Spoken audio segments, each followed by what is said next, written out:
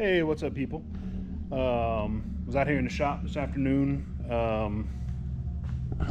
beefing up a drill press stand you can see over there, and decided I want to record a video kind of documenting the current state of my old Squarebody truck. It is a 1987 R10, because they were R10s and not C10s in '87, big fan of the Squarebody trucks. I really enjoy talking to people in message groups and Facebook groups and those types of things about them. And one of the coolest things about them is there's so many of them, and everyone kind of builds it to their taste. There's always discussion of product recommendations and things like that. Kind of what are people doing with theirs? I want to see this thing. How's this part holding up for people, etc. And so I just want to take a minute and document the current state of mine. I've had it for I think 3 years at this point. I picked this up from a high school buddy of mine just a few years ago. High school was a long time ago, but he had it. He was looking to get rid of it. It just was the right time where I was looking for one.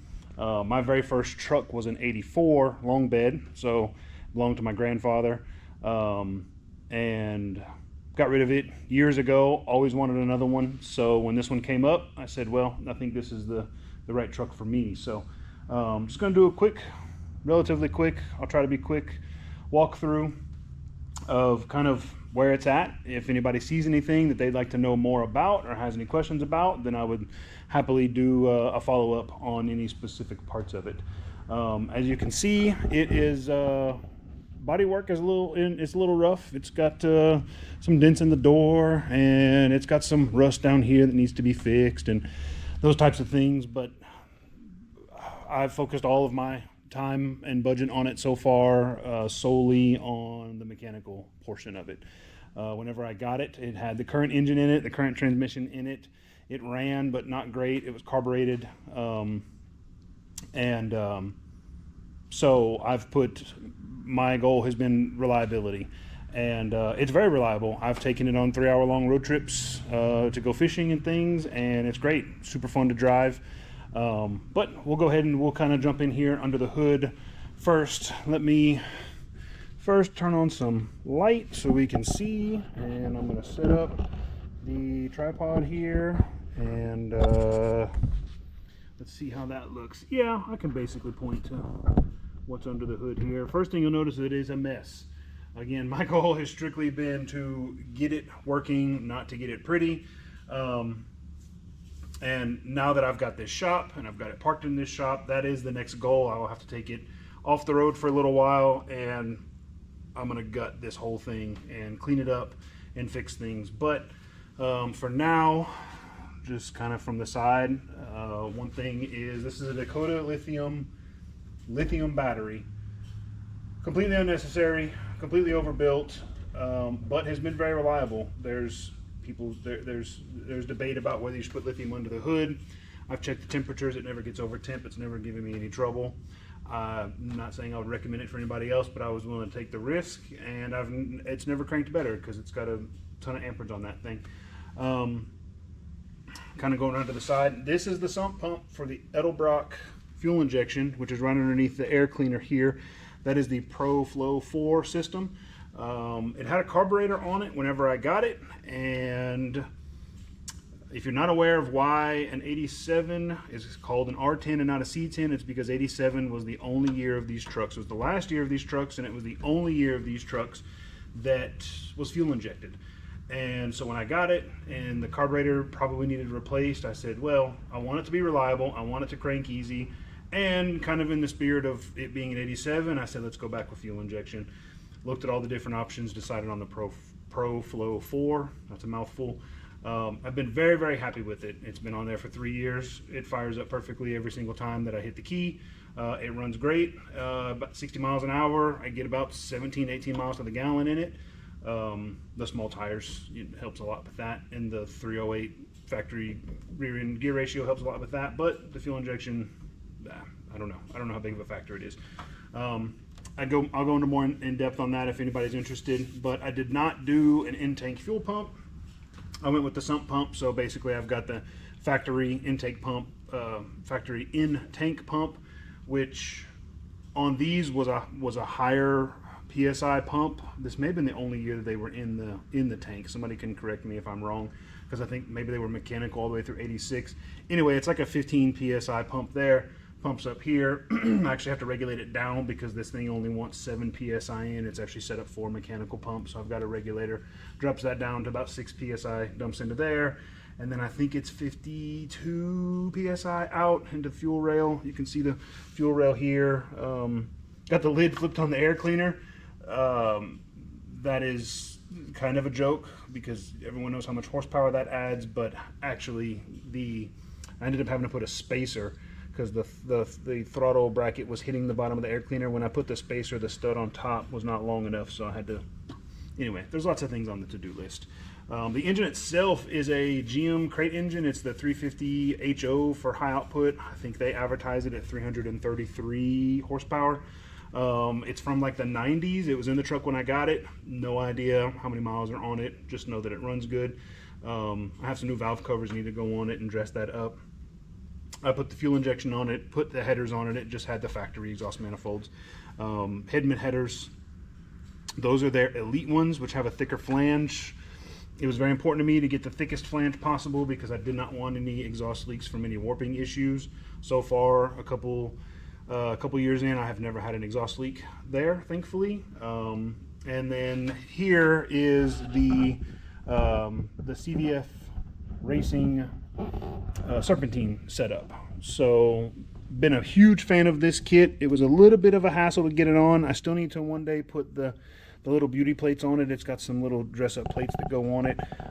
This kit is the whole thing. It was the AC compressor, water pump, alternator, power steering pump, the whole thing. Lifetime warranty. It's been great. I actually had the alternator fail on me. It was drawing like 4 amps at idle, or not at idle, when the truck was off, killing my battery. I emailed them. They shipped me another one right away. Didn't want the old one back to rebuild it or anything like that. So they're not sending people rebuilt parts to the best of my knowledge. Put it on, and just no questions asked. They just sent me a new part, and that's for life on these, which is great. I do have the AC compressor. I actually have all of the other AC parts, brand new parts for all of that. I just have not gotten around to getting the AC working. So with the power steering pump, I did do the remote reservoir, which is right here. At the same time, I also put in the Borgeson quick ratio steering box. Also one of my favorite upgrades, just makes the whole thing a lot more pleasurable to drive. And that is the Borgeson steering U-joint steering shaft. Also a great upgrade. I do need to replace the bearing up at the top. Have the bearing, just haven't had the time. Little disappointed in that. I should have known better. It's just raw steel, so it rusted. So I will have to take it out, clean it up, and put a coat of paint on it before it goes back in. In the front here is the DeWitts direct fit radiator, and as you can see, I'm using the old factory upper radiator mounts. When they say direct fit, it is a direct fit. It was no hassle at all. When I had it out, I did replace the little rubber feet at the bottom, and this was still the perfect height, so no trouble there. The fans are, they're SPAL. I ordered them from DeWitts. They sell a setup with SPAL's brushless fans. Brushless is great because it's fully variable from 0 to 100. On the speed, it's not just a high and a low. And then it is actually triggered by, if you see, they sent me the radiator and it's got this little bung here to put this temperature sensor. So it doesn't have to be triggered from the ECU, which this is my ECU here in a really bad location. Again, work in progress. And the brushless fans are awesome. Big fan of those. They only draw the amperage that they need based on the temperature, and this radiator is way more than what's needed for this engine, and so they normally don't run very much at all. I do have a new AC condenser in the front there, not connected yet, but it is in front of the radiator. With this shroud, also from DeWitts, I don't think that there's going to be any issues. They were actually great as well. Their customer service was awesome. I emailed them and I said, hey, I want to buy this radiator and I want to buy your universal fan shroud with the fans. I said, does it fit that radiator? They said, no, it doesn't. But if you place your order and email us, we'll go ahead and custom make that shroud to fit that radiator for you. And that's exactly what they did. It came just like this, already mounted and ready to go. no additional cost. They knew what I was doing with it, and they set it up for me. So they were great to work with. I do have this is Dakota Digital cruise control, which is actually, I think, a rebranded Rostra unit. It works okay. I think I probably need to adjust some settings on it. It does great at 40 miles an hour. It has a hard time holding 55 miles an hour, but that's also right where my 700 R4 wants to shift gears. So I think it's maybe just in a weird spot. But it does a good job of cruise control. It just struggles at that particular speed. I was able to integrate it to the factory cruise control stalk, which was in this truck. They say it can't be done because it doesn't plug in directly. But if you're willing to cut some wires and splice some things, it's just 4 wires. And it's just 4 signal wires. It doesn't really matter what the buttons are. They're not going to advise people to hack up their factory wiring, which I understand. And I think last thing under here, a lot of electrical work needs to be done. The factory harness, I pulled it out, but I did not. A lot of the work on this truck was done up until it moved here, was done in a parking lot. At my office, because that's where I was storing it, and before that it was at my uncle's house, and I did not like to ever leave it undrivable to sit in his yard. So at the end of every weekend I would work on it. My goal was to get it drivable again, which means I'd cut corners on a lot of things, knowing I was going to have to come back to them. One of them being, when you wire it, I just capped everything off with butt splices, but that all this wiring is going to come out and get redone front to back. I'm going to build a whole harness for it and everything. But the last thing is, from the factory, it used an oil pressure sensor to turn the engine off in the event of an accident. Turn the fuel pump off, I'm sorry. So if the engine died, it turned the fuel pump off. So if you had a fire, you're in a wreck, it wasn't just dumping fuel up here and fueling the fire. I didn't set that up. It's all been redone. And so what I did is I put an inertia switch, which is what that is, connected right there to the fuel pump relay for the in-tank pump. And so if it gets in a wreck, it will at least turn off there. I think Fords have those from the factory. Maybe some other makes and models do as well. But it works well. If I go up there and I tap it, it will turn the fuel pump off. And so if I ever get into a wreck, that's supposed to save me from too much of a fire. So in the front, needs a bumper, needs a grill. These are the Holley Retro Bright headlights. If I had to do it again, I don't think I'd buy those again. You can see they've turned yellow. Not super impressed. They function great. They were easy to wire in. I just don't like how they turned yellow. And I think there are some on the market now, some much cheaper options that will get you kind of the same results. From there, we'll go to the back real quick. Really the only thing at the back of the truck, besides the fact that every single bulb in here has been converted over to LED, including the front side markers, which I know is an issue. I happen to really enjoy the electrical function of working on old stuff. So a lot of people don't like wires. I love to diagnose an electrical issue. So the side markers can be a bit of a problem. I will make a video at some point kind of explaining why they do what they do and how to fix them. But the big thing back here is I'm a big fan of roll-up bed covers.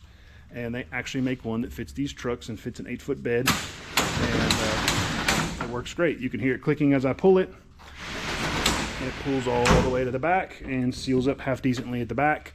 None of them are waterproof, but it's water resistant. When I would take it on drives, a lot of times I would bring all the tools and spare parts with me. I said, well, if I break down, I want to be able to fix it. And then just for laughs, right down here at the back, we do have, I'm almost virtually never going to tow with it, and so we have taken our tow hitch and instead put a backup camera in it, because why not? We'll get to the electronics on the inside in a second. So this side of the body is not too bad. Again, body work. There is my welder that I purchased off of Facebook Marketplace to teach myself how to weld so that one day I can do body work on this thing. But I like that it is ugly and runs like a spotted ape. And if anyone wants to know what kind of engine it has in it, it's got a 350. That's my decal that I chose for it. So interior, the old seat is over there in the corner. This is TMI bucket seats with a TMI center console. and the TMI universal bracket underneath so that it bolts right in where the bench seat came out of. These have been great. They're pretty comfortable. I am 6'4". This gave me a more leg room. They go all the way to the back. It gave me more leg room than the factory had. And I'm going to grab my light so we can see. The dome light is on, but it's an old dome light. It doesn't give us a ton of light. So we'll put this in here so we can kind of see. Let's see, I'll kind of hold it. So if we flip the seat forward, so these TMI seats, they do fold forward and they do adjust, they do slide forward and back on the rail. Mine are all the way back all of the time. I do have two JL Audio, I think they're TW 10.3s or something. Anyway, they're shallow mount 10-inch subwoofers mounted in the back with an amplifier for them there. And custom built boxes. You can see they actually have the cutout here. They're notched.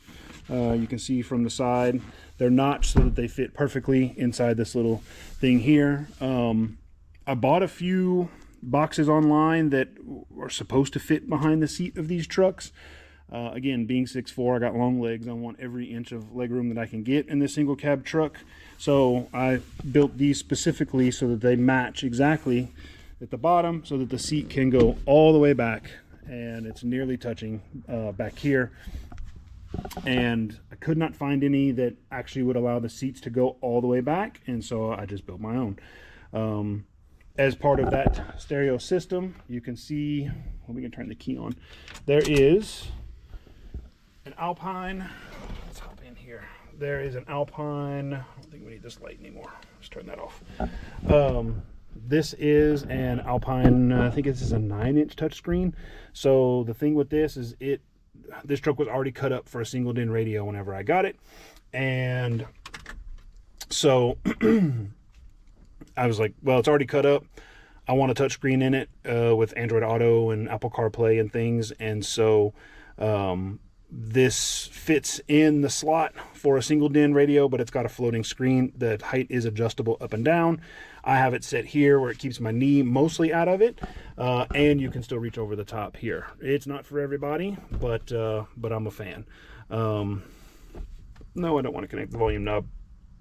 So I think this is a GT Grant steering wheel. Been a couple years since I bought it. Dakota digital gauges. Been a huge fan of the Dakota digital gauges. Also, like I said, I have their cruise control. I also have their BIM module to interface to pull in the stats from the engine from the Edelbrock. So like my oil pressure, I didn't have to put a sensor in for it. Not a Dakota digital sensor. Engine temperature comes from there as well. They integrate really, really nicely together. And then I also have their box so that I can get on screen here. You can see the Prindle gauge, including overdrive, because I do have a 700R4, so it has the overdrive setting from this, which was also in the truck whenever I got it. So it has a floor shifter. It's not a standard, it's just an automatic with a floor shifter. So nice upgrades on the interior. Still need to do the doors. Gonna wait until I figure out body work to do that. This is all factory inside, factory headliner, factory visors. This is not a factory mirror, but it works. This dash is from Summit Racing, so I know there's lots of people who are curious about which dashes they should get. There's lots of people who make them. They come in varying degrees of cost. This is the one from Summit. I don't know who makes them for Summit. I doubt that they are, built a factory and are making their own. They're probably rebranding someone else's. But I've been impressed with it so far. It sits inside now, so it doesn't get much sun, but it sat about a year in that parking lot I mentioned earlier. And it hasn't cracked or anything. I did not, again, kind of rushing stuff. I need to do a little trimming and get it to fit down a little bit different in the back. These bezels don't fit perfectly, but I'm not sure if that is if that's a dash situation. The dash does have a little hump here. So this was all new as from LMC at the time. Overall, is it perfect in factory? No, but it's good enough for who it's for. So a lot better than the one that was in here. I think that's mostly it for the interior. We can turn this off. Let's see. Oh, I do have kick panel speakers and the 6x9s in the back, and then these are some aftermarket seat belts. I do not remember what brand they are. I'm pretty sure they came from Summit. They don't work the same and probably not as good as the factory ones, but they're okay. They keep me safe enough, and they keep me from getting pulled over. Some body work on this one. You can see it, the doors were letting water in, and so it's pretty rusty down here. I don't think it's rusted through anywhere yet, so hopefully will be repairable. My biggest concern of body work on this whole truck is this right here, mainly because I don't know how fixable this is. Fixable by someone who knows what they're doing, sure. But I don't fix cars for a living. I just do it as a hobby, and I've welded all of 3 minutes in my life, and this looks like it will require something. I'm not sure. The fact that it gets to stay out of the weather in here now is great. It's going to stop rotting, hopefully, because it doesn't get moisture anymore, but this doesn't, I don't know. Maybe a roof. I have to look at the panels that are available for it to fix this type of thing. And I know that a lot of times I think the water from there will run down and rot out the A-pillars. My A-pillars appear to be in pretty good shape. It may be, one day when I pull the windshield, it may be really nasty in there. You can see how my dash doesn't fit right, but that's a me thing. That's not the dash's fault, I'm pretty sure. But I think my A-pillars are okay, so maybe this can just be sealed up now that it's been inside, and I know that it's not wet anymore inside. It won't continue to rot any more than it has. Somebody who knows about body work can let me know, maybe. Underneath, let's see. From the headers back is a whole exhaust system. That is just the pipes. You can buy a kit from from Summit that gives you all the pipes from headers back. It's dual 2 1/4. I know 2 1/4. Let me turn my headlights off here. Dual 2 1/4, not 2 1/2, not 3-inch. It's only a 350 with a mild cam in it. It doesn't need a ton of exhaust, so I just went 2 1/4. I've got dual Borla crate mufflers. So Borla makes mufflers that are not factory, but they are designed, tuned, they say, for exact models of engines. These are the ones for a 350. They sound fantastic. They're a little bit raspy, which I like. They don't sound hardly anything like a Flowmaster or a MagnaFlow, which is good. But there's actually a great sound. I do have an H pipe that I may put in there one day, but if anything, that was a cheap set of pipes. I just got Borla tips on the end down there. That was a cheap set of pipes. So, and I've not been super pleased with how this coating on the headers has held up. And so I may end up buying different headers and then just doing some stainless, not clamped together, welded exhaust all the way out the back. This was very much a just get it on the road, cheap exhaust, except for the mufflers. The mufflers were not cheap, but everything else, all the pipes and tips and everything. Wheels and tires. These are some General Grabber, I think, UHP tires. They've been great so far. I haven't had any trouble with them. It sits for months at a time sometimes. I haven't had like flat spots on the bottom. I haven't had the tires lose air. They're pretty grippy. I've been very pleased with them. There is underneath there a brand new gas tank. That was one of those, I don't know what the condition of the old one is. Go ahead and put a new one. It's got Bilstein 4600 shocks in the front and the rear, and it's got Roadmaster active suspension springs in the back. So I should get my light again. Let's grab the light. If you are not familiar with these springs in the back, I highly recommend them on anything that you may own that has leaf springs. You can see this big spring right here. There's my ugly blue shock. This big spring, you can see it hooks on the back of the leaf spring, and then it's got like a U-bolt that goes at the front, in front of the perch, and it just adds an upward lift on the leaf springs and reduces body roll, makes it ride a lot better, reduces axle wrap. If you tow with it, it stabilizes the truck a lot. That's actually what they're for, is for towing, but I find them to make a huge improvement on anything with leaf springs. So big fan of those. And I did put brand new leaf springs on. The old ones were just kind of saggy. They were just kind of worn out, and my approach is if it's got questionable age or I don't know the quality of it, then just put a new one on it, because eventually I'll put my hand on every single part of this truck and I'll at least know the history of every piece. So I think that's it. Brakes are still factory, front and rear, maybe a rear disc conversion, but the rear drums work pretty good. Interestingly, even though this is a Silverado, you may have noticed it came with cruise control, and it came with power steering. It did not come with power brakes, and it came with manual windows and manual locks. My original 84 that my grandfather owned was a Scottsdale, so it did not have the headliner, it didn't have the pillar trim, but it had power windows and power locks and air conditioning, AM, FM radio. So I always find it a little interesting how the trim levels were, they were a lot more open to interpretation in the 80s. You could really order a truck with whatever features that you wanted. But even though this was a Silverado, it did not come with power brakes. You may have noticed that there is no brake booster, there's no hydro boost here. My plan is to go with an electric brake system, just because I like things that are electronic. And rather than putting vacuum or putting hydro boost on it, I just like to be a little bit different.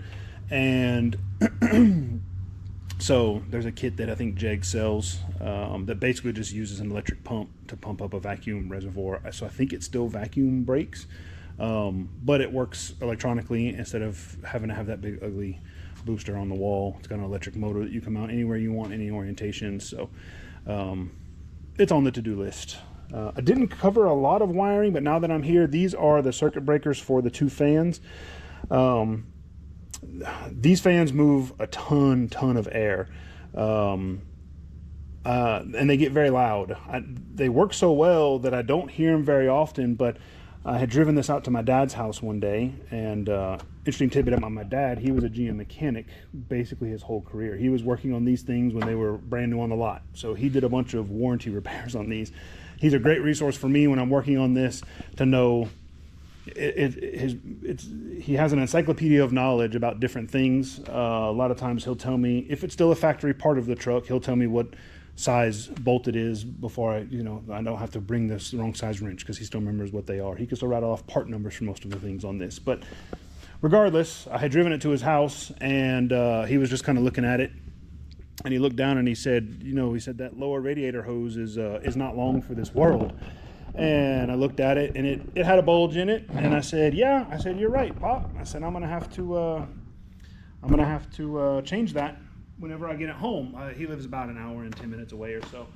I said, I'm gonna have to change that whenever I get home. I made it about 3 miles down the road, and all of a sudden the fans were very, very, very loud, because the automatic temperature sensor temperature was going up, because I had lost my radiator hose and I had no coolant in it, and immediately pulled over and turned it off, called him, said, hey Dad, you read about that radiator hose? He went down to the parts store, grabbed a hose and some coolant. I changed it on the side of the road. Only had one guy pull over and out the window at me, because I was on the side of the road with my broke down truck. But new radiator hose, a couple of gallons of coolant, and I was back on the road again. That story just to say that the fans move a ton of air. They were working really, really hard, but no matter how good the fans are, it's hard to cool a radiator with no coolant in it. So I think that's most everything. There's probably something I'm forgetting, but I've done all of the work on this myself. I intend to do some with my dad's assistance. I intend to continue doing all of the work on it myself, up to and including the body work. I bought a welder. I've got a little piece of metal around here I've pulled a bead on a few times. I'm going to get good enough that it's good enough for me, so I can cut out some rust and fix some things on it. I think that's it. If there's any part of this you have any questions about, as you can tell just from some of the things under the hood, you want to know my opinion on one of these vendors or how these parts are holding up, I will be happy to tell you. But there'll be more to come. I'll probably do some more in-depth stuff on some specific parts of this. But for now, that's kind of an introduction to all of my friends call it the Tree Fitty, because I put the Tree Fitty logo on it. I like to call it AT7, My daily driver is a GMC AT4 pickup, and this one being an 87, it's an AT7. Big laughs all around. So thank y'all very much, and looking forward to any questions anyone may have.